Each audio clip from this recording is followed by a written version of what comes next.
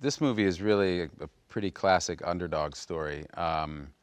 At the time, in the Le Mans 24-hour race, it was dominated by Ferrari, and it seemed every year he would go and every year he would win, and he was just the master builder and designer of these beautiful cars that were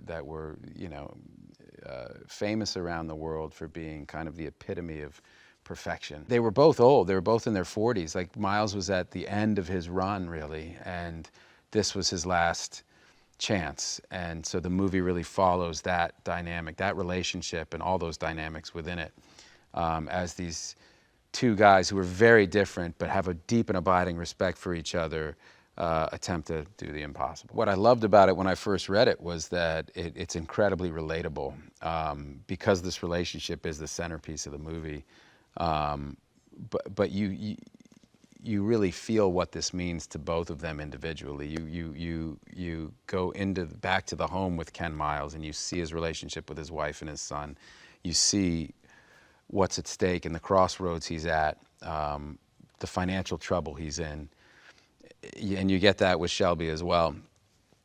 You know, this is an inflection point in both of their lives. They need each other in order to have the outcome that they both need to have happen.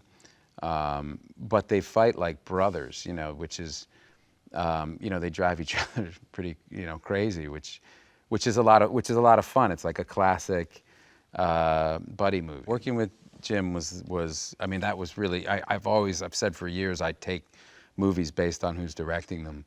That's really the first thing that I look at, and that's my first. That's the first kind of question I ask when something comes my way, and then there's the screenplay and the role, and obviously who else is in it.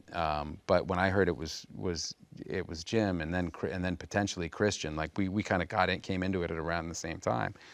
But it was that was, I've been following Christian for a really long time, just as a fan of his work, and Jim as well. Jim I've known for 20 years, and we'd never found something to do together, and so it was a very easy choice for me to sign on to this one. Certainly, anytime you make a movie about a particular subset of human beings, right, and in this case it's car lovers,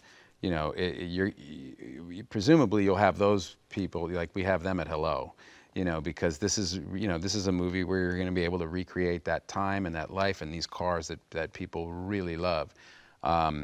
For me, as somebody who, I'm not I grew up in Cambridge, Massachusetts, like taking the subway, so I didn't grow up in a car culture. The fact that I loved the movie, when I read it, that's what got me excited about it, because hopefully we can get the people who are into car culture, and then the people who just want to see a great movie, kind of a great underdog story. The story is so relatable, just on, from a human standpoint, I think, about this friendship, and about these guys who really cared about the same thing, and as a result cared about each other, and despite being very, very different. I think the most fun I had, I got to go to work with Christian every day and watch him and see what he was going to do. It just was, I think that guy is just a miracle of an actor. He's incredible. And to feel like this script is really good, and our director is great, and I'm working with Christian, like, it was just an exciting movie to get up and go make every day. Ladies and gentlemen, you're watching Hey You Guys! Hey You Guys, huh? Hey You Guys. Is that from the Goonies? It is indeed, yes. Nice. Hey